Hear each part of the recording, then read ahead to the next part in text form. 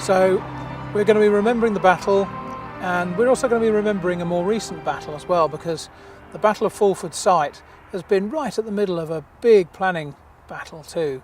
And we're here to have a look at both what we've discovered archaeologically, but also a little bit of how we're commenting on the battle over planning here in more recent times. A battle that, just like the Northumbrians lost Fulford 950 years ago, a battle that was also lost here against a big development that's going on behind us. We will be going to the travel news in just a moment or two's time, but I've referred to it so many times I thought we should come inside the archaeology marquee here in Fulford. And inside we found a man actually who was on the programme not that long ago, Ian Gregg, talking, because of course he is the finder of the Fulford shilling, lucky man, with that metal detector that he only bought a week before. Why can't I have a look like that?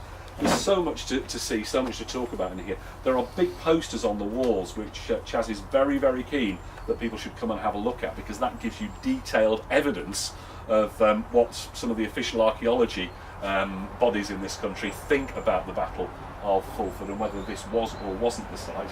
One of those people who's absolutely convinced of that is the man who's been involved in the archaeology, Councillor Ian Gregg.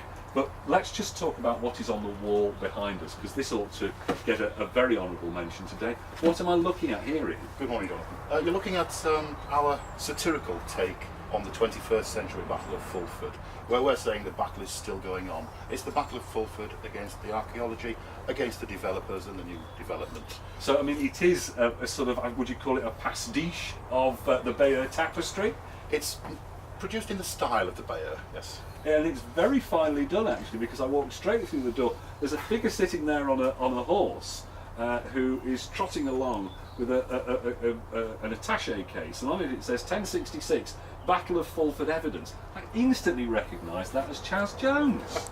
I'm pleased you recognise it, and I think Chaz is quite honoured to be on there as well. Yeah, well, I mean, it's this spectacular thing.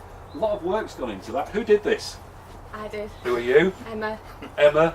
Ian's partner. Ah, right. Well, you've done a very, very fine job. There's a lot of work. How long did this take you? 8 months in total. It's a beautiful work of art, a work of art, and it's one that makes a point as well. I mean, it tells the story. Where can people see this? I mean, it's hanging in here at the moment. Is it going to have a permanent home? We don't know. We haven't thought that far ahead. It was just a personal project. I thought, yeah, it'll be a bit of fun. 8 months of planning and drawing and designing, and then sewing. And we brought it out into public light, and people seem to love it. They do love it. I can tell that. I mean, it sort of tells the story. It just tells the story, and it makes a point. You only have to look at it for a relatively short time to realise it's not just a straightforward thing. It is the story of the battle that's been going on here to try and convince people that maybe the houses shouldn't have been built here, but that project goes ahead, as we know. We're almost done here. Time we found out though, when we turn out onto the road, whether it's going to be busy or not with the latest travel news. Jess, what have you got to tell us about the A19 and other roads?